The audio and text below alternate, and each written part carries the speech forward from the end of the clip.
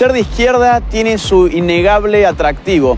En los colegios, las universidades, los medios de comunicación, todos los días nos dicen que para ser buenas personas, para tener supuesta empatía y para, por supuesto, estar a la moda, uno tiene que ser un buen izquierdista.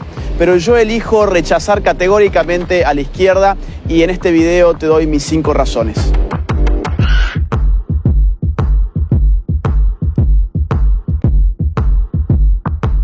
Razón número 1. La izquierda es la ideología más asesina de la historia.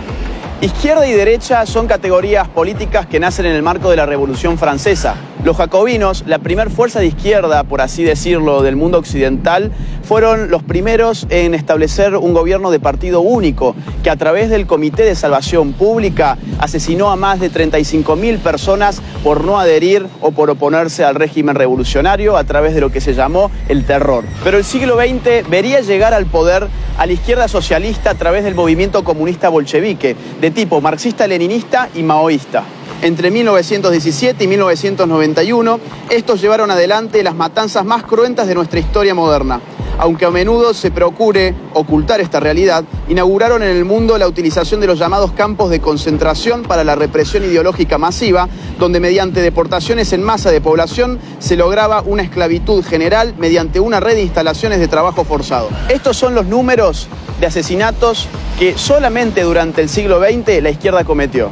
Unión Soviética, 20 millones de muertos. China, 65 millones de muertos. Vietnam, 1 millón de muertos. Corea del Norte, 2 millones de muertos. Camboya, 2 millones de muertos. Europa Oriental, 1 millón de muertos. América Latina, 150.000 muertos. África, 1.700.000 muertos. Afganistán, 1.500.000 muertos.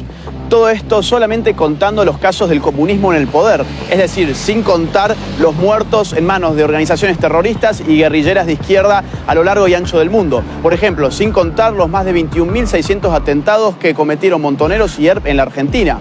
Por ejemplo, sin contar los más de 12.500 muertos que se llevó el Sendero Luminoso en el Perú. Si de asesinatos se trata, es bueno recordar que el primer país en el mundo que legalizó el aborto fue la Unión Soviética en el año 1920 y que en América Latina el primer país que legalizó el aborto fue Cuba en el año 1965. Es por eso que el más importante político libertario del siglo XX, Ron Paul, ya nos decía en su libro Aborto y Libertad que el aborto estaba íntimamente ligado con el totalitarismo de los movimientos comunistas. Razón número 2. La izquierda en el poder recorta todo tipo de libertades.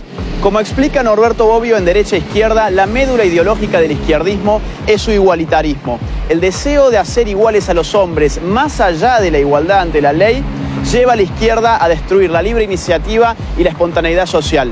Además, el Estado reclama cada vez más poder porque siempre se necesita más poder para lograr la ansiada igualdad. Asimismo, dado que para ser iguales a los distintos hay que tratar a las personas necesariamente de manera desigual, la izquierda termina también estropeando la igualdad ante la ley.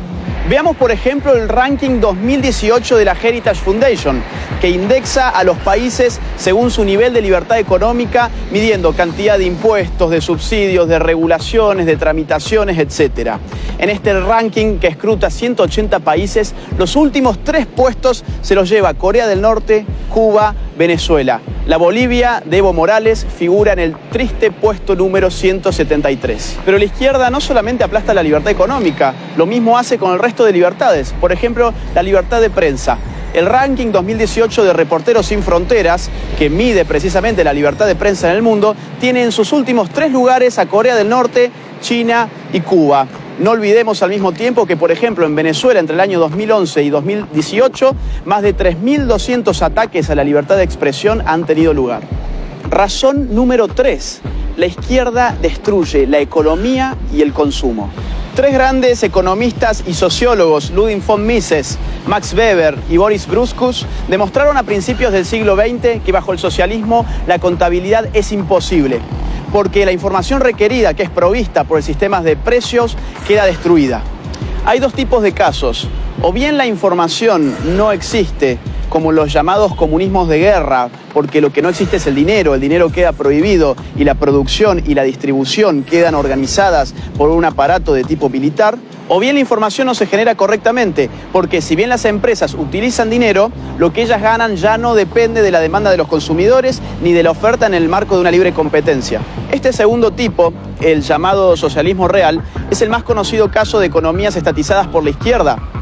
En este caso, las empresas públicas son premiadas monetariamente a partir del cumplimiento de arbitrarias metas de producción establecidas por el propio Estado. Es sabido, por ejemplo, que la Unión Soviética terminó informándose sobre cuánto costaban ciertas cosas a través de catálogos de precios provenientes de los Estados Unidos, ya que el Estado apenas podía lograr regular unos pocos precios que igualmente no reflejaban ni la producción real de los productos ni su necesidad. Esto llevó siempre a estos regímenes a la institución de la cola, para que la gente pudiera conseguir escasos bienes de consumo que finalmente debían ser racionados para que alcanzaran para todos. Así como también se daba el abandono de tiradas enteras de producción sin nunca ser consumidas, o que fuera más fácil para un campesino almacenar tractores rotos que comprar las refacciones.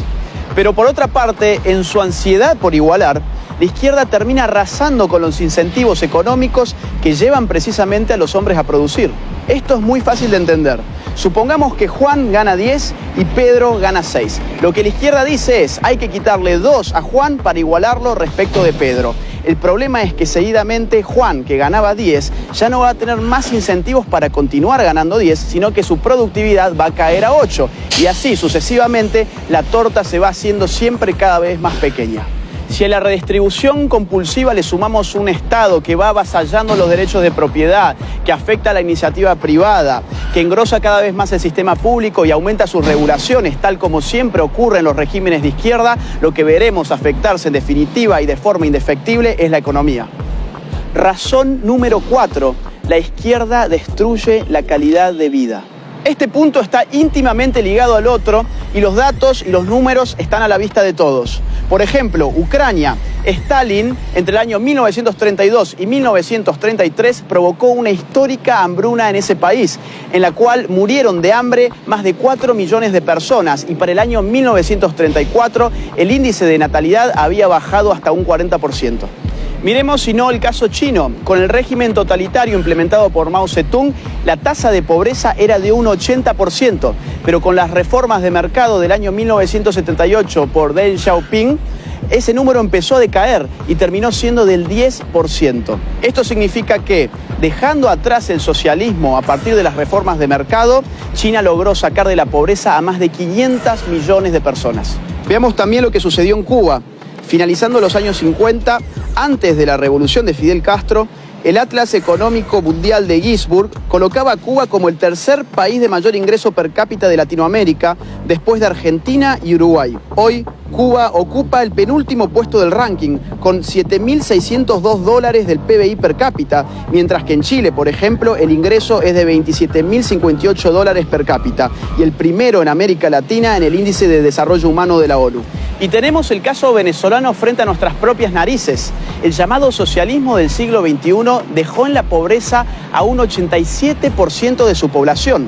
En el año 2017, por ejemplo, el 64.3% de los venezolanos bajó de peso un promedio de 11,4 kilogramos. Y el 76% de la población escolarizada hoy no concurre a clases por no tener alimentos en sus estómagos. La penuria también se puede medir por la emigración. 4 millones de venezolanos han abandonado Venezuela desde la instauración del chavismo. No importa que vivas bajo un océano de petróleo, la izquierda siempre empobrece a la gente. Y finalmente, razón número 5, la izquierda es la religión laica de los resentidos sociales. La frustración es una realidad psicológica de la cual nadie está a salvo. Es propio de la limitación humana no lograr aquello que nos proponemos en todos los casos. Siempre hay algo que no conseguimos ni podremos conseguir. El ser humano, por definición, es falible. Acá es donde la izquierda interviene, calmando la frustración y trastocándola por resentimiento.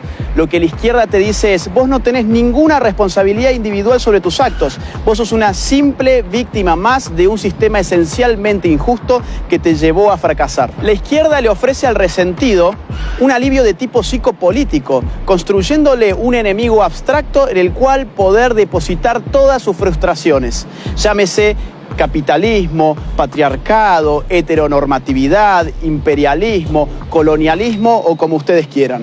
Pero de la frustración por conseguir el mayor éxito no viene necesariamente el resentimiento. Puede venir el denodado esfuerzo hacia la autosuperación en la medida en que la persona identifique en su fracaso aquella cuota de responsabilidad individual que le compete y se proponga remediarla. Y decimos cuota porque la responsabilidad individual es siempre eso, una parte del fenómeno. El resentimiento proviene de la frustración cuando no se tiene la voluntad de hacer un análisis equilibrado entre el propio fracaso y las posibilidades de prosperar. De esta forma, para proteger lo que queda de autoestima, se eliminan las responsabilidades individuales y se buscan solo los agentes externos como causa de los propios problemas, usando a determinadas estructuras sociales como chivo expiatorio. Estas son tan solo 5 razones de las tantas que podría darte. Si vos tampoco te considerás de izquierda, te invito a que levantes tu voz, a que no tengas miedo. Este es el momento de hablar contra ideologías perniciosas que se nos venden como modas y que no son otra cosa que una pieza más del establishment.